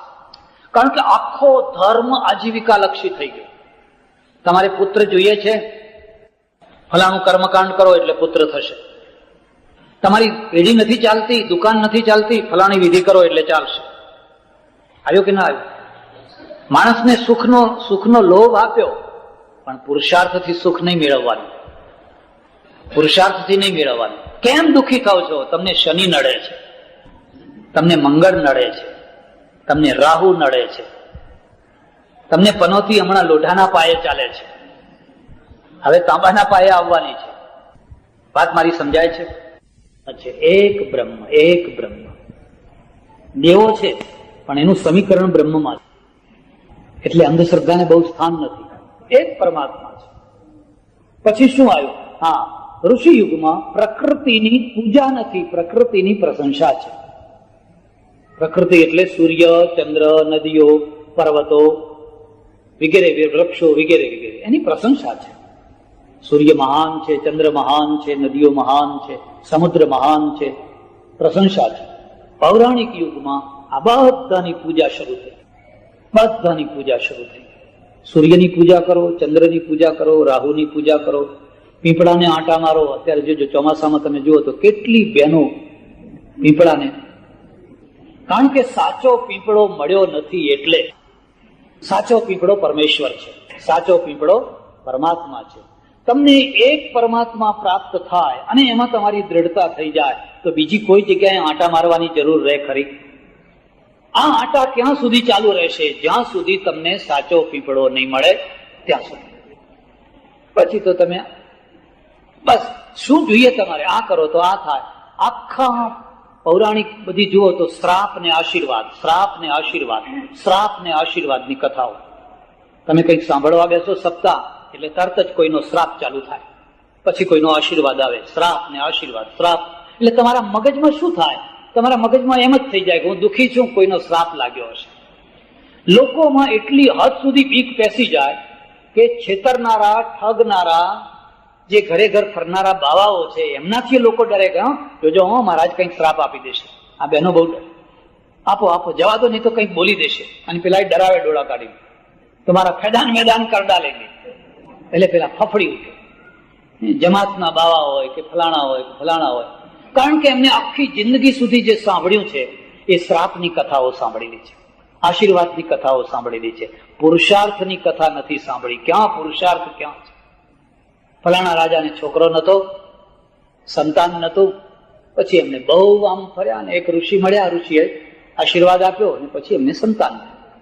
હવે તમે બધા આજ લઈને ચાલવાના. એટલે અમારા પાસે લોકો ટોળા ભેગા થાય, મહારાજ આને જરા હાથ મૂકો ને. કેમ? એને છોકરો થાય, એના સવાસેર માટીની જરૂર છે. આયુર્વેદ શું કે છે? આયુર્વેદ પુરુષાર્થ કે છે. આયુર્વેદ કે છે તમે એનો પ્રયત્ન કર્યો. અને એ કોને ઋષિ માર્ગ કોને પકડી લીધો? પશ્ચિમ વાળાએ. એટલે પશ્ચિમ વાળાએ આખું એનું ઓપરેશન કરવું, એને તપાસ કરવી, એમાં શું ખૂટે છે, પુરુષમાં ખૂટે છે, સ્ત્રીમાં ખૂટે છે, એ આખો એક એપ્રોચ છે ને, એનાલિસિસ કરનારો એપ્રોચ. અને એના કારણે ઘણા કેસો સુધર્યા. આપણો એપ્રોચ કયો આવ્યો? અહીં વિધિ કરો, અહીં વિધિ કરો, આમ કરો, તેમ કરો, ફલાણું કરો, તમારા વતી અમે કરશું, હજુ આ વિધિ કરવી પડશે. ચકડોળે ચડાવી દીધા, ચકડોળ ઉપર ચડાવી દીધી પ્રજાને. આ બેયના જુદા માર્ગ થયા, બંનેના માર્ગ જુદા થયા. અને એટલે પ્રજા છે એની ધાર્મિકતા ભયજનક ધાર્મિકતા આવી. હું એને નડતર ધર્મ કહું છું. એને કંઈક ને કંઈક નડાવો. લોભિયામાં લોભિયો માણસ હોય, કંજૂસમાં કંજૂસ માણસ હોય, અને એની પાસેથી પૈસા કઢાવવા હોય, સીધી રીતે નહીં નીકળે. બસ એને વહેમમાં નાખો. શેઠ કહો કે નાખો, તમારા ઘરમાં કંઈક નડતર છે. હવે એટલે પૂર્વજ નડશે, કાં તો સાસુ નડશે, કાં તો કોક નડશે, કાં તો શનિ નડશે, કાં તો રાહુ નડશે. હવે તમે આ શેઠ પાસેથી જેટલા પૈસા કઢાવવા હોય એટલા રાજી ખુશીથી આપે? રાજી ખુશીથી ના આપે. વાલીબેન સાક્ષી પૂરે છે. એટલે આ એક નડતર ધર્મ. એથી પ્રજાનું ભલું થયું ખરું? એથી પ્રજાનું કલ્યાણ થયું ખરું? એથી પ્રજાનો ઉદ્ધાર થઈ શકે ખરો? તમે દુનિયાની સુપર પ્રજા થઈ શકો ખરો? તમારા હાથમાં તાવીજ બાંધ્યા હોય, દોરા બાંધ્યા હોય જાત જાતના, અને તમે દુનિયાની કોઈ મહાન પ્રજા થઈ શકો ખરા? આ પીર બાપજીનો દોરો છે, ના ફલાણી દરગાહનો દોરો છે, આ ફલાણો દરગાહ છે, અહીં ગુરુવાર ભરીએ છીએ, અહીં મંગળવાર ભરીએ છીએ, અહીં શનિવાર ભરીએ છીએ. કદી ભલ્લું ના થઈ શકે, કદી કલ્યાણ ના થઈ શકે. આ ધર્મ નથી, ધર્માભાસ છે. ધર્મ નથી, ધર્માભાસ છે. તમારા મનને ઢીલું બનાવ્યું છે, વહેમીલું બનાવ્યું છે, શંકાશીલ બનાવ્યું છે, અને એના કારણે તમે હવે રખડ્યા કરો છો. તમારા મનને મક્કમ બનાવવામાં આવે, મજબૂત બનાવવામાં આવે, દ્રઢ બનાવવામાં આવે, બધા દોરા કાપીને ફેંકી દો. પણ શરત એટલી છે કે પેલો મૂળ પીંપળો તમારા હાથમાં આવ્યો હોય. ભગવાનથી કોઈ મોટું છે? કોઈ દરગાહ મોટી છે? કોઈ દેરી મોટી છે? તો શું કામ એક ભગવાનને પકડવાની જગ્યાએ આ જાત જાતની બધી, આ ફલાણા એક ગામમાં હું રહું, તે દર્શન કરવા ગયા, મને લઈ ગયા બધા ગામના લોકો. મહારાજ હતા. મેં પૂછ્યું, મેં કહ્યું આ દેવનું નામ શું? અને કે જોરિયાદેવ. જોરિયાદેવ કોઈ શાસ્ત્રમાં આયા નથી, આ કોઈ નવું નામ છે. મને કે હા. આ દેવ ક્યાંથી આવ્યા? મને કે એકલા હશો ત્યારે વાત કરીશ. પછી જરા બધા આગા પાછા થયા, મને વાત કરી. મને કે જુઓ, આ પાટીદારનું ગામ 600 ઘર પટેલના છે. હું આ ગામમાં પડ્યો, કોઈ મારો ભાવ ના કોઈ સીધું આપે, ના કોઈ ભાવ પૂછે. પછી મને થયું કે હવે ત્યારે કરવું છે. પછી મેં આ જોરિયાદેવ ઉભા કર્યા ડેરીમાંથી અને પ્રચાર શરૂ કર્યો. જેને ભેંસ દોવા ના દેતી હોય, જો આ જોરિયાદેવની બાધા કરો તો જોરિયાદેવની કૃપાથી ભેંસ દોવા. હવે આ 600 ઘર પટેલોના, એમાં 600 ભેંસો તો હોય જ. અને એ 600 ભેંસોમાંથી કોઈ પીરિયડમાં આવી હોય, કોઈને કઈ હોય, કોઈને કઈ હોય, કોઈને કઈ હોય. પગ ઊંચા નીચા, 50 ભેંસો તો પગ ઊંચા નીચા કરતી જ હોય. હવે 50 ભેંસો વાળા છે, એ લઈ આવીને મારે ત્યાંથી દોરો લઈ જાય. હું ફૂંક મારીને ગાંઠો વારીને આપું. આમે 2, 3, 4 દિવસમાં તો દોવા દેવાની જ છે. એના અમુક તો તમે કોઈ ડોક્ટરને પૂછી જુઓ, આપણા એવા નથી હોતું. અમુક ટાઈમે આપણું મગજ બગડેલું નથી હોતું. એટલે પછી જયારે બીજાથી અને બને એવું કે એનો ટાઈમ પૂરો થયો હોય, દોરો બાંધે મટી જાય, સાંજે લોટો ભરીને દૂધ આવે. લોટો ભરીને દૂધ આવે. મહારાજ દૂધ ખૂટતું જ નથી, રોજ દૂધ પાક ખાય છે, એટલું દૂધ ભેગું થાય છે. આ બધું જોરિયાદેવની કૃપાથી. જો આ જોરિયાદેવ ના હોત તો આ લોકો મને પ્યાલો ભરીને કોઈ દૂધ આપવાના. કોનો વાંક છે? બેયનો વાંક છે. તમારે સારા સાધુઓ જોઈએ છે, તમારે સાચા માણસો જોઈએ છે, તો પહેલા તમારી જાતને પૂછો કે તમે સાચા માણસોને ઓળખી શકો છો? કે પછી તમને કોઈ આવી રીતે જોરિયાદેવ પાછળ વરગાડી દે એટલે પછી તમે આપે રાખવાનું. મને કે હવે મને કોઈ ચિંતા નથી, અહીંયા પૈસા આવે છે, દૂધે આવે છે અને બધું આવે છે, અને અમારો સારી રીતે ચાલે છે. ભલું કરે જોરિયાદેવ. હા, ઋષિ યુગ નથી, આ મહાન પ્રજાના લક્ષણ નથી. આ વેમીલી પ્રજા છે, આ આપશુકન માનનારી પ્રજા છે. બિલાડી આડી ઉતરી. હવે બિલાડી આડી ના ઉતરે શું હાથી આડો ઉતરે? તમે ઘરમાંથી નીકળો એટલે બિલાડી જ આડી નીકળે, ને એમાં શું નીકળે? લાકડા હામાં મળ્યા, સોનાની લગડીઓ સામે મળે તમને, તમે જયારે નીકળો. એટલા વેમી લાગે. ઘણા લોકો તો જાણી કરીને કન્યાઓને કહે કે અમે નીકળીએ ત્યારે બેડું ભરીને આવજે. એ બધું પહેલાથી ગોઠવી રાખ્યું. મારે તમને આ નથી શીખવાડવું, હું તમને આવું શીખવાડવા નથી આવ્યો, હું તમારા પૈસા ખેંચવાય નથી આવ્યો. અને આટલા વર્ષથી અહીં આશ્રમ થાય છે, તમે જાણતા હશો અમારી પદ્ધતિ જુદી છે. તો અમારી પદ્ધતિ જુદી છે. હું તો તમને એક જ વાત કહેવા આવ્યો છું કે તમે મહાન બનો અને આ અંધશ્રદ્ધામાંથી છૂટો. તમે સાચી શ્રદ્ધામાં આવો, અંધશ્રદ્ધામાંથી છૂટો. તમે કરોડો રૂપિયા દાન આપો, પણ તમને કોઈ ઠગી ના જાય, તમને કોઈ છેતરી ના જાય, તમને કોઈ ધૂતી ના જાય. એટલી તો લાયકાત તમારામાં હવે તો કેળવો. દુઃખ થશે તમને, પણ સાચી વાત મારે કહેવી છે.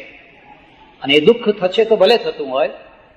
સૌથી વધારેમાં વધારે પૈસો કોની પાસે? વ્યાપારીઓ પાસે. ખરું કે નહીં? નોકરિયાતો પાસે કેટલો પૈસો બાંધી. હવે અત્યારે નોકરિયાતની બીજી આવક થવા માંડી છે, પણ પહેલા તો બિચારા 8 રૂપિયા માસ્તરનો પગાર, 12 રૂપિયા માસ્તરનો પગાર.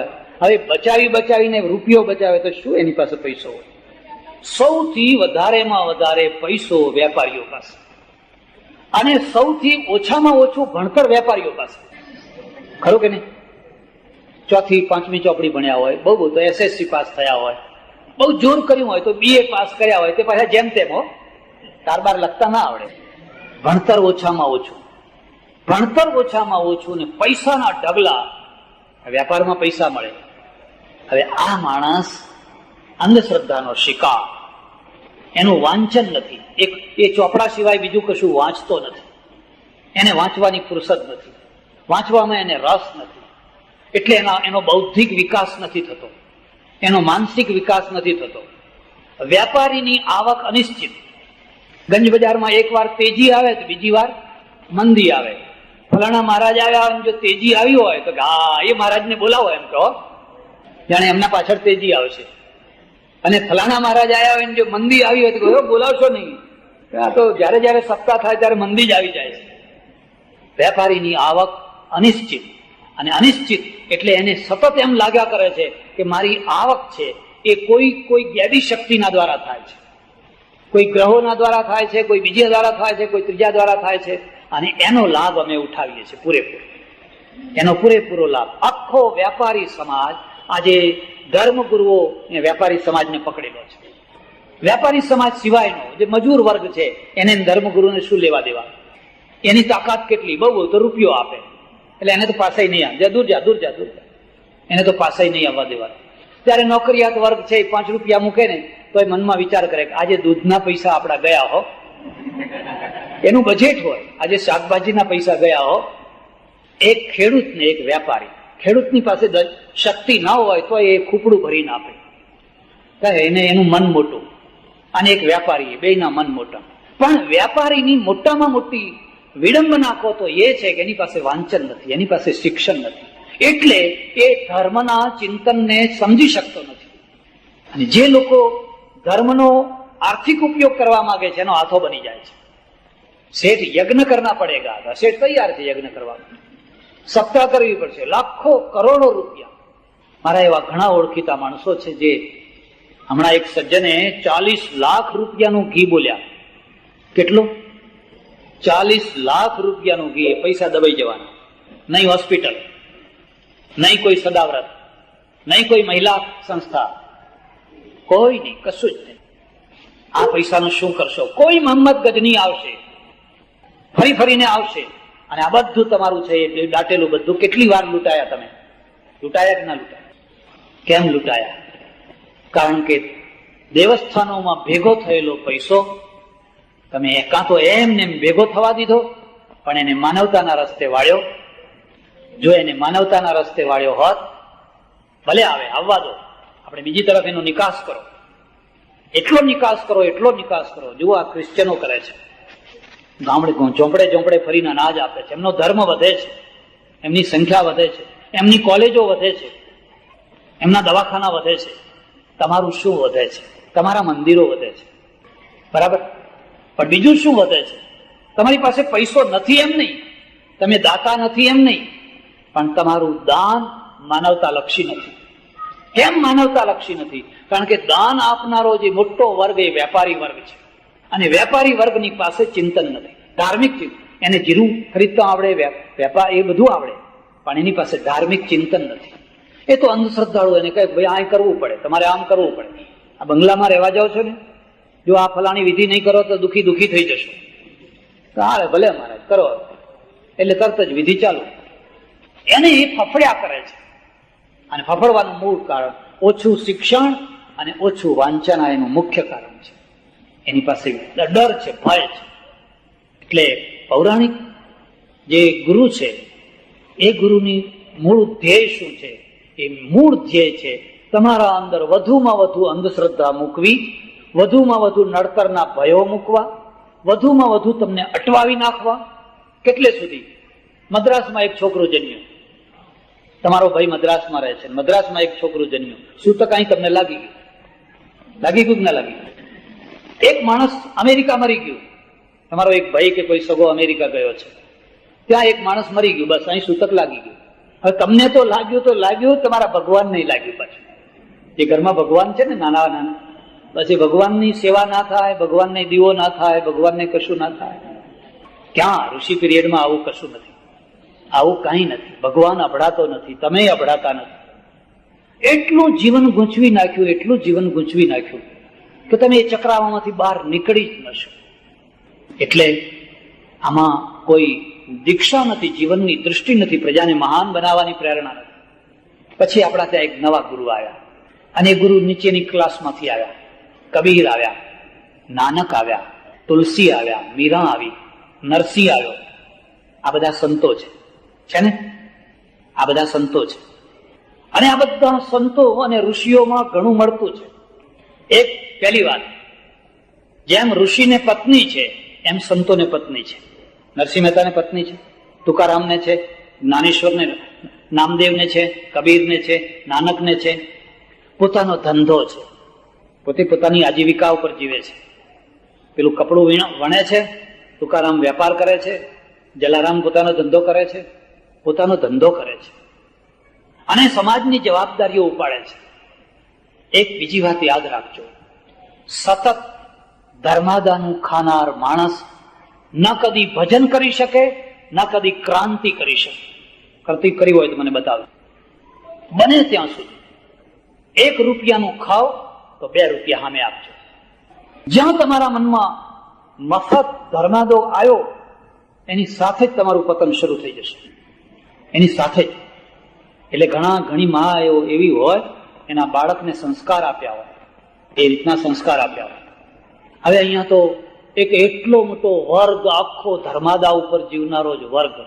મારું એક પુસ્તક છે, ચાલો અભિગમ બદલીએ.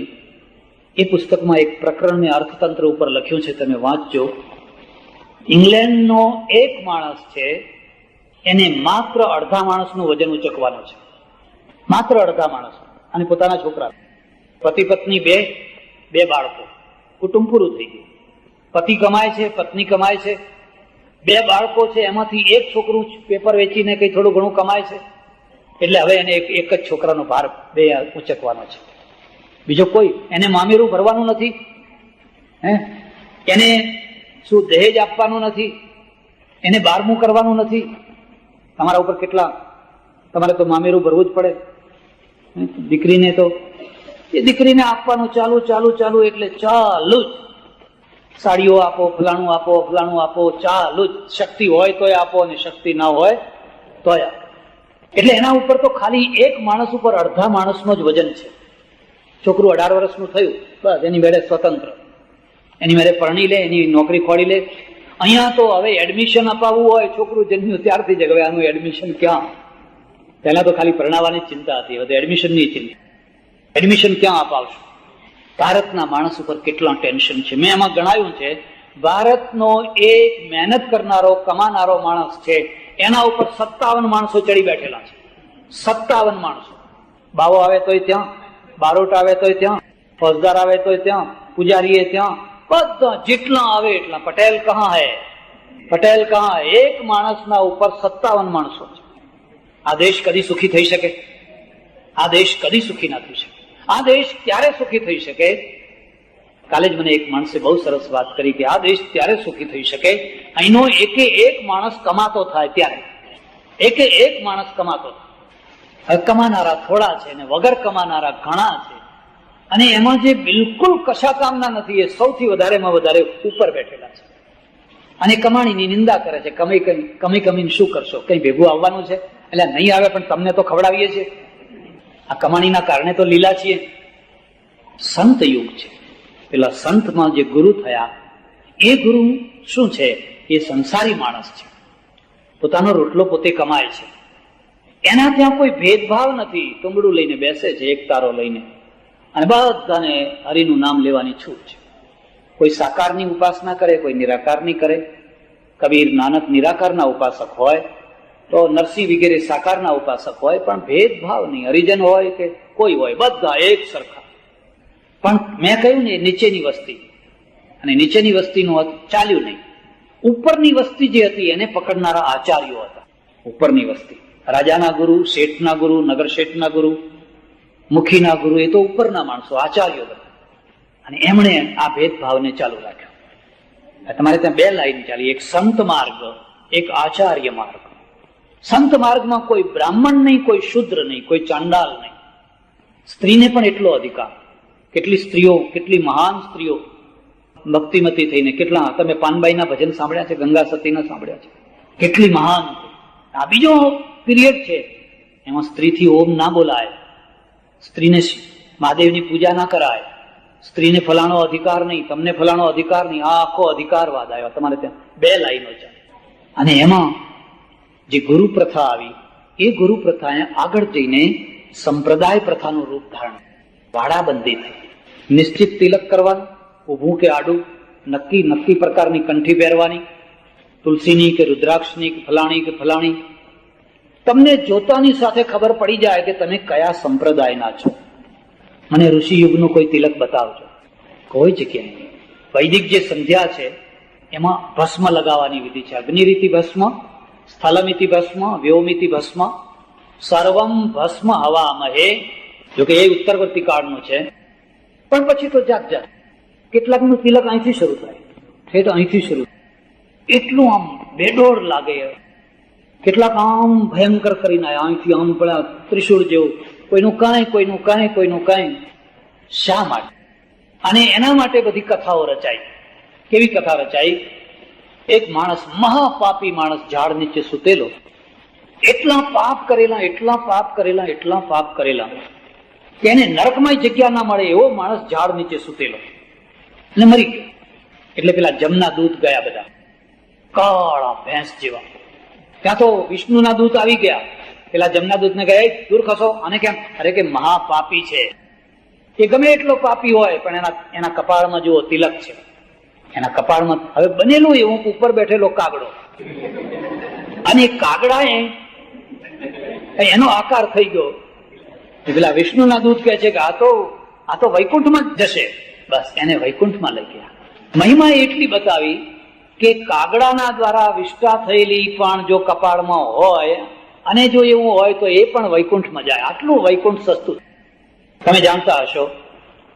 એટલે કેટલાક જગ્યાએ તીર્થોમાં છાપા લગાવવાની પદ્ધતિ કાઢી. પેલા ધગધગતા હોય ને લગાવે, ઓછા થઈ ગયા પણ હજુ લગાવે છે. એટલા માટે કે પછી આ જમનો દૂત તમારી નજીક નહીં આવે. આ છાપ જોશે ને કે જમના દૂત બધા ભાગી જશે. આ પૌરાણિક યુગ છે, ઋષિયુગ નથી. ઋષિયુગમાં કર્તવ્યની પ્રધાનતા છે. મારા કર્મ એ જ તમારી મહિમા છે. તમે આડા તિલક કરો કે ઊભા કરો કે રુદ્રાક્ષની કંઠી બાંધો કે તુલસીની બાંધો, એથી તમારું કાંઈ લેવા દેવા નથી. સ્વે સ્વે કર્મણ્ય વિરતઃ કપુયામ ચરણા કપુયામ યોનિમાપદ્યંતે રમણીય ચરણા રમણીયામ યોનિમાપદ્યંતે. આ વૈદિક યુગ છે, કર્મની પ્રધાનતા છે. અહીંયા બધી તિલક ને છાપની પ્રધાનતા છે. કારણ કે લોકોને વાડામાં પૂરવા છે. અને વાડામાં કોણ પુરાય? ઘેટા. સિંહ પુરાય? સિંહના વાડા ના હોય. બસ ભારતનું પતન અહીંયા. પછી તો પરંપરાના ગુરુ થયા, પરંપરાની ગાદી થઈ, પરંપરાના શિષ્યો થયા. નુગરાના હાથનું ખવાય નહીં, નુગરાનું મોઢું જોવાય નહીં, નુગરાનું આપેલું દાન પુણ્ય કશું કામ આવે નહીં. ખરું ને? હું સુરપુરામાં રહેતો ત્યારે અમારે એક સજ્જન હતા, મને કે ગરુ કરાવવા છે, ગરુ કરાવવા છે. રહેવા દો ને, હવે આવડા છોકરા લઈને આવેલા, એક બે અહીં, એક અહીં નીટ લબડે, કઈ મને કે આ છોકરાના ગરુ થાવ એમ કે. મેં કહ્યું ભાઈ મારે ગરુ નથી, કે અમે તમને સમજશું એમ કે, સમજશું તમને એમ. એટલે એમ કે મફતમાં ગરુ નહીં કરાવી એમ. એક ભૂત મગજમાં પેસાડી દીધું, એક એવું ભૂત. પણ શા માટે કરાવવા છે? જ્ઞાન માટે? ના, કોઈ દાડો જ્ઞાનનો તો કોઈ પ્રશ્ન જ નથી. તો કલ્યાણ માટે, સન્માર્ગે ચાલવા માટે? ના, આ તો કરાવવા જ, બસ કરાવવા પડે એટલે કરાવવા જ. હવે બન્યું એવું કે હું એમના જ ત્યાં જમવા ગયેલો અને જમતો હતો, અને સામે ભેંસ વિયાણી. એટલે પેલા પટલાણી હતા એ હડફડ નીકળીને જઈને એના કાનમાં કઈ ફૂંક મારી આવ્યા. એટલે મેં પૂછ્યું ભાઈ આ શું થયું? મને કે આ તો પાડું ને એમ કે સવારના પરમાં નુગરાનું મોઢું ના જોવાય ને એટલે એને કાન ફૂંકી નાખ્યા એમ. એટલે હવે સુગરું થઈ ગયું, હવે એ સુગરું થઈ ગયું. અરે મેં કહ્યું તારા ઘરમાં તો ગુરુ છે, જો પાડાને સુગરું બનાવી શકતો હોય તો આ પાડા કરતા તો તમારા છોકરા વધારે કિંમતી હશે. આજે આ ગુરુ છે, આજના ગુરુ આ રીતના છે. લાઈન બંધ, હજારોની સંખ્યામાં, લાખોની સંખ્યા, બસ ગરુ કરાવવા છે, ગરુ કરાવવા છે. પણ શા માટે? આ 5 ભેદ છે, યાદ રાખજો. ત્યારે હું શું ઈચ્છા રાખું છું? હું તમારી પાસે એવી ઈચ્છા રાખું છું, આપણે બે દ્વિમાર્ગી. એક તરફ આપણે ઉપનિષદ કાળમાં જવું છે, જ્યાં તમને સ્કૂલમાં ભણાવનાર, હાઈસ્કૂલમાં ભણાવનાર, કોલેજમાં ભણાવનાર, જો એ વિદ્યા વ્યાસંગી હોય અને માત્ર પગારનો લાલચુ ના હોય, ભલે પગાર લે એનો વાંધો નહીં, પણ જો એ એમ સમજીને ભણાવતો હોય કે આ ખરેખર મારે આ છોકરાઓનું કલ્યાણ કરવું છે, તો એ તમારો ગુરુ છે. એ તમારો ગુરુ છે, એ સાચો ગુરુ છે. તમને એના પાસે ભણ્યા તો તમે ડોક્ટર થયા, એની પાસે ભણ્યા તો તમે એન્જિનિયર થયા, તમે પ્રોફેસર થયા, જે કંઈ તમે થયા એની પાસે. હવે કોઈ વેલ્યુ જ નહીં, એની કોઈ કિંમત નહીં. અને જે ચમત્કાર બતાવે, જે કંકુ કાઢે ને કોઈ કંઈ કાઢે ને કોઈ કંઈ કાઢે, ઢગલા બંધ. અહીં તો ઓહો, આ દેશમાં વાત જ જવા દો. મેં હમણાં પૂછ્યું, કેનેડામાં કોઈ ચમત્કાર કરનારો છે? ના. જાપાનમાં કોઈ છે? જર્મનીમાં કોઈ છે? માણસો છે ત્યાં મહેનત કરનારા, સાચી મહેનત કરનારા, એટલે એ સુખી છે. આપણા ત્યાં માણસો નથી, આપણા ત્યાં ચમત્કાર કરનારાઓ છે, અને ચમત્કારોના ઢગલા કરી દો બસ. એટલે તમારું તો કશું કામ નથી થવાનું, ચમત્કાર કરનારની ગાંસડી ભરાઈ જવાની. તમે અંજાઈ જવાના છો. અંજાવા માટે જ ચમત્કાર છે, અને એમાં કશું નથી, કઈ નથી એમાં. ત્યારે હું તમને આ ગુરુ માર્ગે લઈ જવા નથી માંગતો.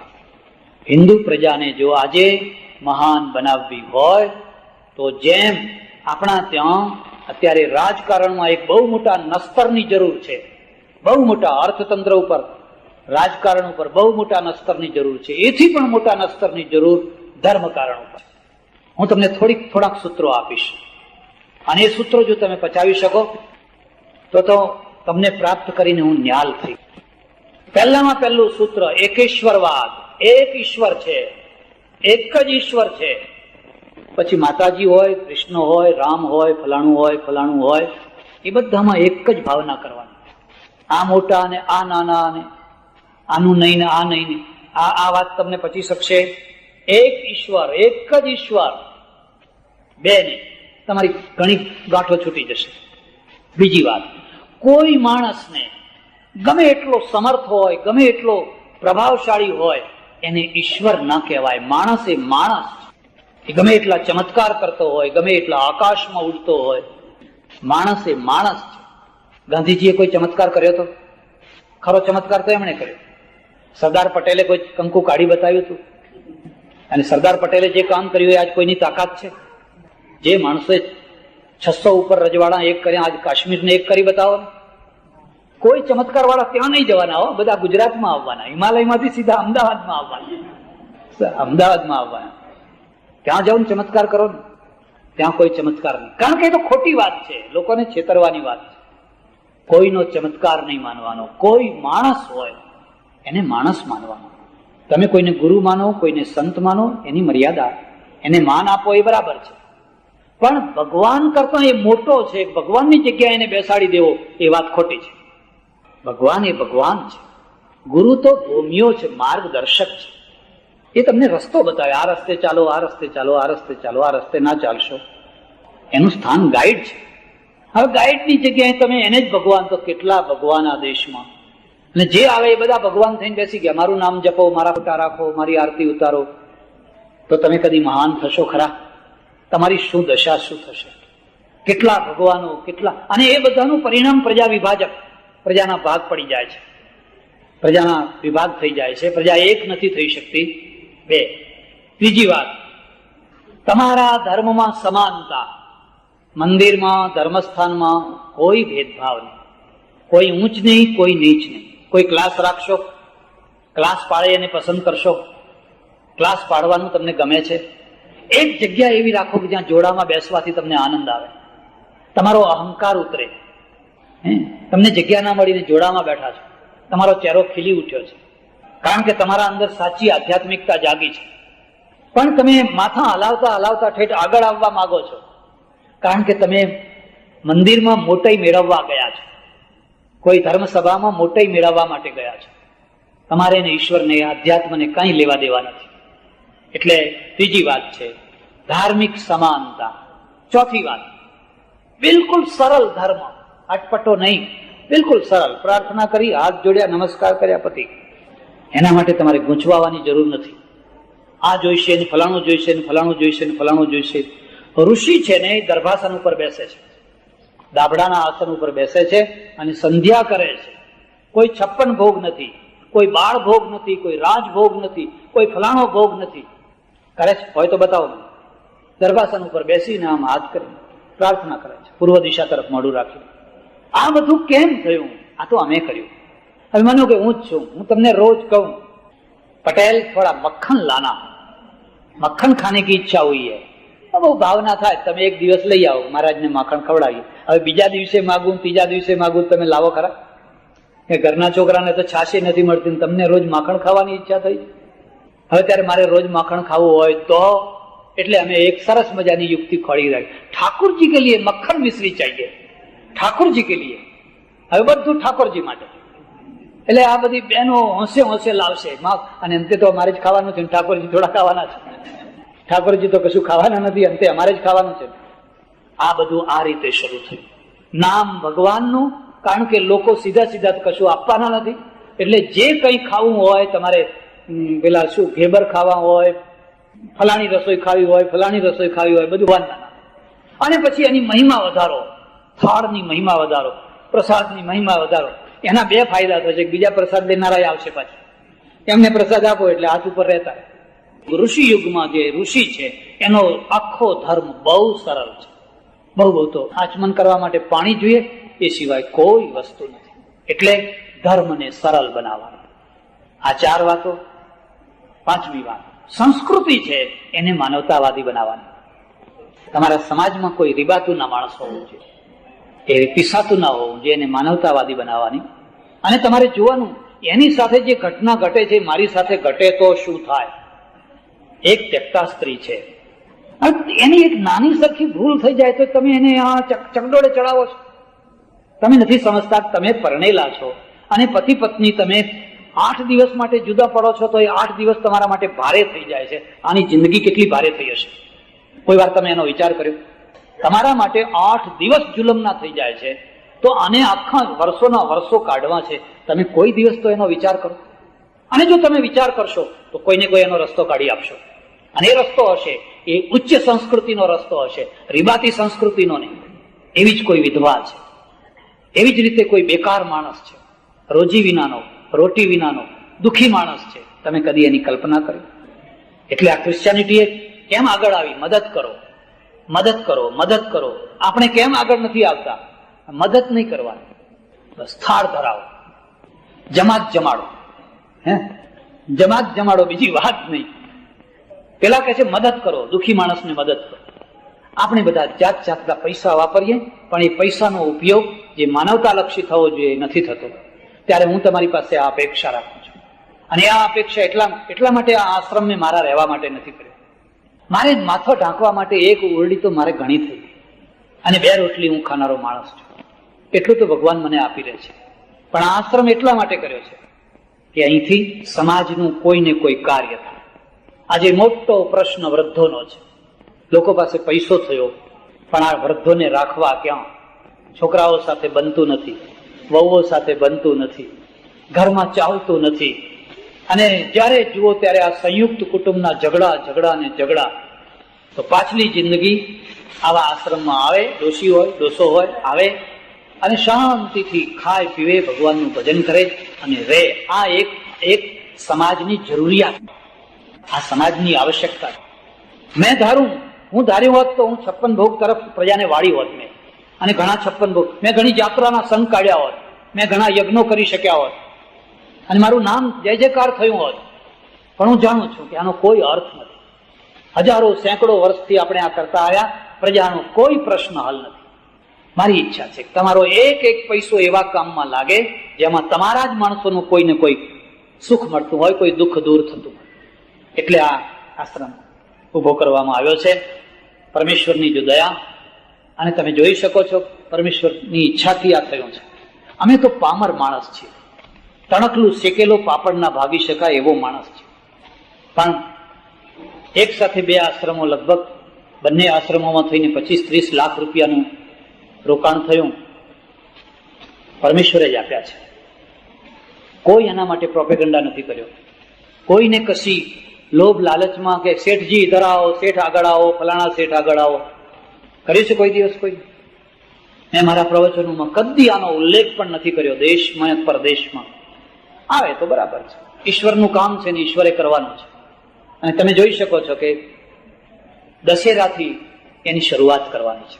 અને અંબાજી માતાનું મંદિર પણ અહીં થાય છે. એટલે અહીં રહેનારા માણસો, આ રોડ ઉપર આવનારા જનારા માણસો, સંઘના માણસો, બીજા માણસો પણ આવે, ભક્તિભાવથી રહે. એ જે બ્રહ્મ છે, એક બ્રહ્મ, એ જ માં છે, એ જ પિતા છે. ત્વમેવ માતા ચ પિતા ત્વમેવ. આ એકનું એક રૂપ છે. એટલે જગદંબાની અહીં પ્રતિષ્ઠા પણ થવાની છે. આ બધા કામ સાથે થઈ રહ્યા છે.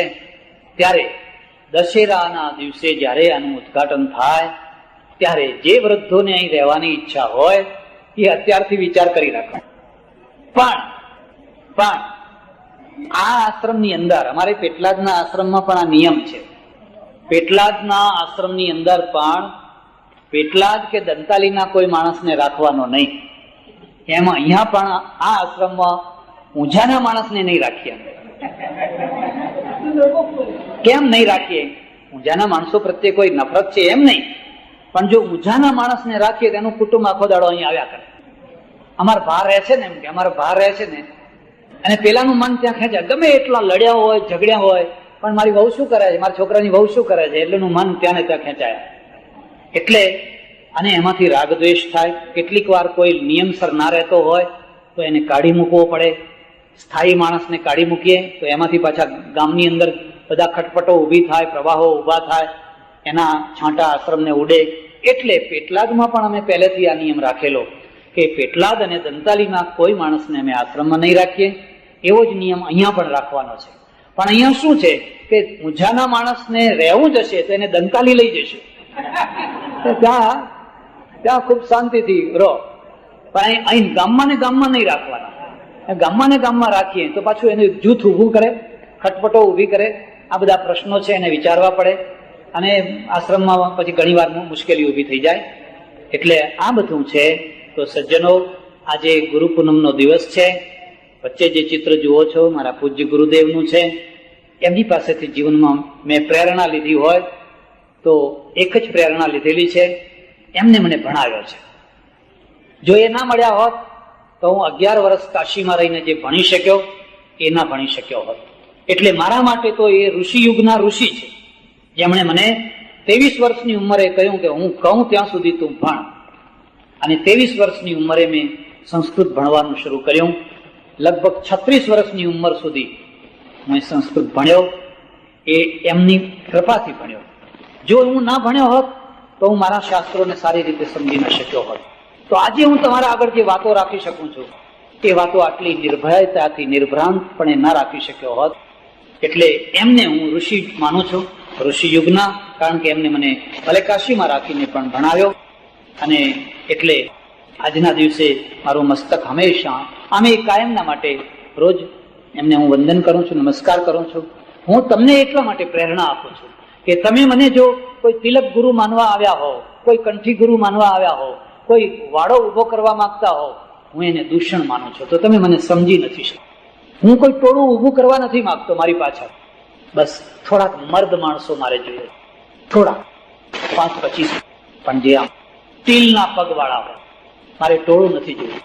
અને એ સ્ટીલના પગવાળા માણસો આ ભવિષ્યના ભારતનું ઘડતર કરશે. પણ તમે મને સમજો, હું ચીલાચાલુ માણસ નથી. હું નવા વાડામાં, હું તો તમને કહું છું કે તમે કોઈ પણ વાડામાં પડ્યા હો તો એનું વિસર્જન કરો. આવો આપણે એક સનાતન મૂળ ધર્મ, કોઈ તિલક નહીં, કોઈ ભેદ નહીં, કશું નહીં, એક પરમેશ્વર ને એક ધર્મ. આવો, જો તમે દુનિયાની મહાન પ્રજા બનો છો, તમારો સરવાળો થાય, તમે એક. મારી આ ઈચ્છા છે. એટલે તમે મને ગુરુ માનીને અહીંથી જાઓ એવી મારી ઈચ્છા નથી. હું તો માત્ર મને જેટલું સમજાયું એટલું તમને સમજાવનાર એક ભોમિયો માત્ર છું. તમે મારા પગ પૂજો કે મારી આરતી ઉતારો કે મારો એઠો પ્રસાદ ગ્રહણ કરવા માંગો તો એથી તો મારું કોઈ મોટું અપમાન નથી. તમે મને સમજી જ નથી શક્યા. તમે મને સમજી નથી શક્યા. હું આરતી ઉતરાવનારો નથી, હું પગ ધોવડાવનારો નથી, હું એઠવાડ જમાડનારો નથી. હું તો તમને જગાડનારો માણસ છું. અને જગાડીને તમને એક એવી કક્ષાએ મૂકવા માંગુ છું કે જ્યાં તમે એક સાચો ધર્મ, સારો ધર્મ અને સરવાળા વાળો ધર્મ તમે પાડી અને આ દેશની મહાન પ્રજા થઈ શકો. બસ આટલી જ વાત મારે તમને કહેવાની છે. પરમેશ્વરને અને સદગુરુને પ્રાર્થના કરીએ કે આપણા સૌનું કલ્યાણ કરે, મંગળ કરે, ભલું કરે, માર્ગદર્શન આપે અને આપણે સૌ સાચા માર્ગે આગળ વધીએ. આભાર, ધન્યવાદ. હરિઓમ તત્સત. જેમ ડોક્ટરે કહ્યું એમ પ્રસાદ છે અને પ્રસાદ સૌએ લેવાનો છે.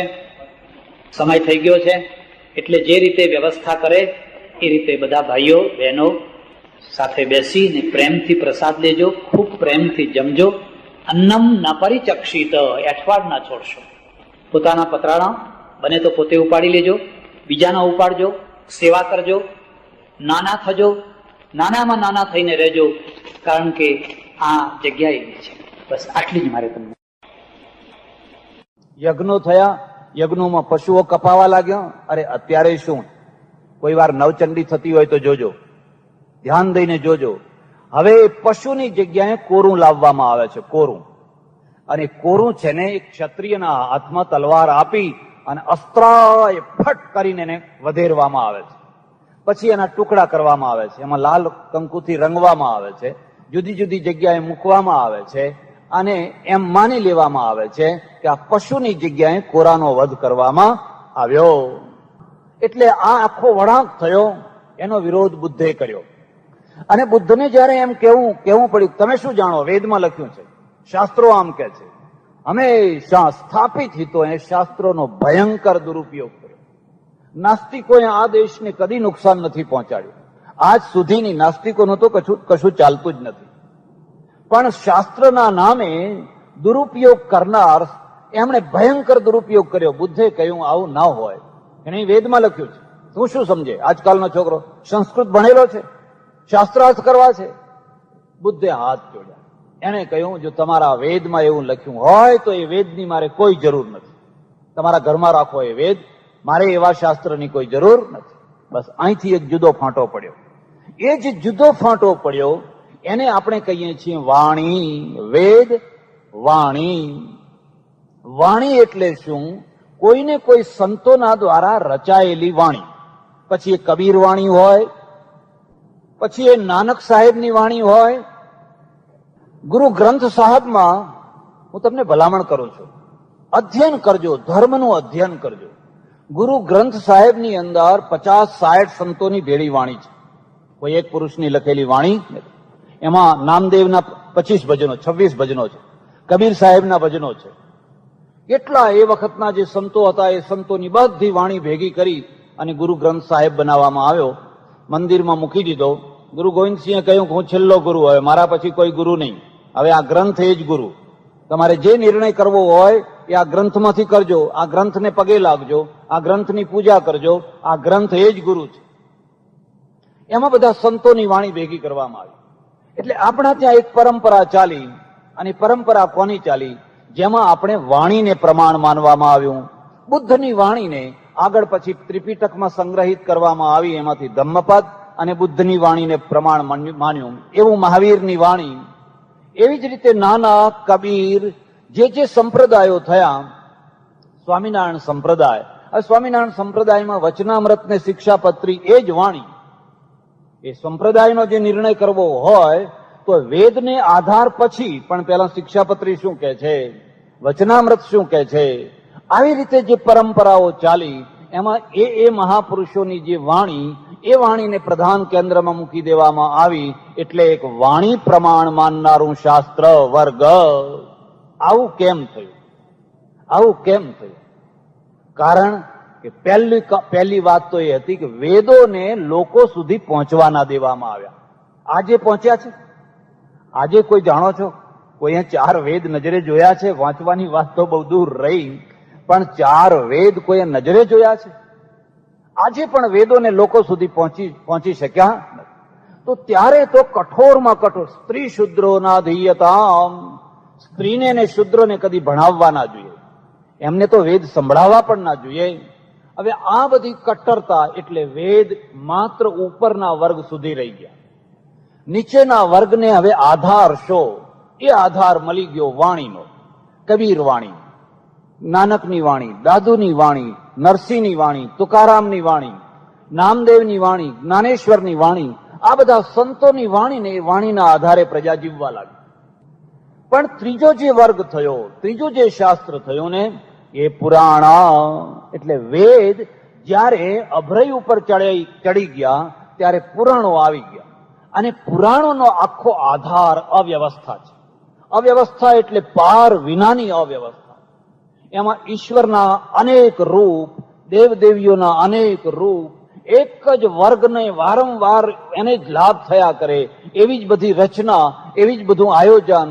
પછાત વર્ગ, પાછલો વર્ગ, જે અસ્પૃશ્ય છે, કે હળધૂત થયેલો, એના માટે કોઈ જગ્યા નહીં, કોઈ ચાન્સ નહીં. હિન્દુ પ્રજા 3 ભાગમાં વલોવાતી, 3 ભાગમાં.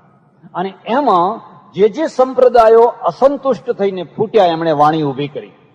જેમણે આ પરંપરામાં સંતોષ ન થયો એ જુદા થયા, અને જુદા થઈને એમણે ઊભી કરી વાણી. બ્રહ્મો સમાજ એક એવો સમાજ થયો જેમાં રાજા રામમોહન રાય, દેવેન્દ્રનાથ ઠાકોર, રવિન્દ્રનાથ ઠાકોર, કેશવચંદ્ર સેન, આવા મોટા મોટા બેરિસ્ટર ને મોટા મોટા સાહિત્યકારો એમાં ભળેલા. બંગાળનું આખું ક્રીમ, બંગાળનું આખું બુદ્ધિશાળી વર્ગ બ્રહ્મો સમાજમાં ભળી ગયો. મારે સૌરાષ્ટ્રમાં એક જગ્યાએ જવાનું થયેલું, લોકો આગ્રહ કરીને મને લઈ ગયા. પછી એમના ગુરુ હતા, એ દેવ થઈ ગયેલા 2-4 વર્ષ પહેલા. બહુ માન્યતા, અતિશય માન્યતા. મને ફોટા બતાવ્યા, મેં ફોટા જોયા. 18, 20, 25, 30, 40, 45 વર્ષ સુધીના ફોટા, એટલા બધા સરસ ફોટા. અને પછી શરીર ઘસાવા માંડ્યું. પછી 60-65 વર્ષે તો હાડકું હાડ પિંજર થઈ ગયું. અરે મેં કહ્યું, પહેલા આટલું શરીર હતું સરસ અને આ પછી આવું હાડપિંજર કેમ થઈ ગયું? હવે એક બીજી ભ્રમણા હું તમને કહું. અધ્યાત્મના નામે આ દેશમાં કઈ ભ્રાંતિઓ ઉભી કરી છે. મને કે અમારા બાપુ એવા ઊંચી કક્ષાના હતા ને, એ ભક્તોના રોગ બધા લઈ લેતા, એટલે આવું થઈ ગયું. ભક્તોના રોગ બધા લઈ લેતા. આ વૈચારિક અશુદ્ધિ છે, અધ્યાત્મના નામે આવેલી. કોઈના રોગ લેવાતા નથી, કોઈ રોગ લેતું નથી. અને રોગ લેવાતા હોય તો કુષ્ઠ આશ્રમમાં જઈને બધા કુષ્ઠ રોગીઓના રોગ લઈ લો ને પેલા બધાને સારા કરી આપો. આ ભ્રમણામાંથી દૂર થવું જોઈએ. પણ મારા મનમાં એક વાત આવી ગઈ, માણસ આટલો માદો કેમ થઈ ગયો? પહેલા જુવાનીમાં આટલો સારો હતો ને. પછી એમણે જ મને કહ્યું કે અમારા બાપુ છે એ ક્યાં બેસતા એ તમને બતાવું, ચાલો.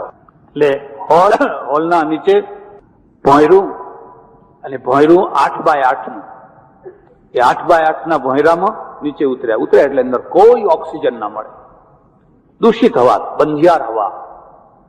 8x8 થી પાછું ઓછું પડતું હોય એટલે એમાં 6x6 નું લાકડાની કેબિન કરેલી.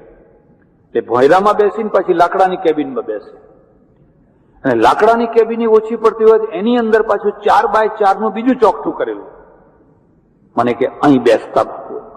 મેં કહું અહીંથી જે બીમાર પડ્યા, અહીંથી જે માદા પડ્યા. હું તમને એક બીજી વાત કહું છું, યોગ કરજો પણ ભોંયરા યોગ ના કરશો. કર્મયોગ કરજો, રાજયોગ કરજો. તમારા ઘરમાં ભોંયરું હોય કે રૂમ હોય, 15 મિનિટ અડધો કલાક બેસવું હોય તો બેસો, બરાબર છે. પણ જો તમે કલાકોના કલાકો સુધી બધું બંધ કરીને રૂમમાં કે ભોંયરામાં બેઠા તો તમે આખી ઓક્સિજનની પ્રક્રિયા જ નથી સમજતા.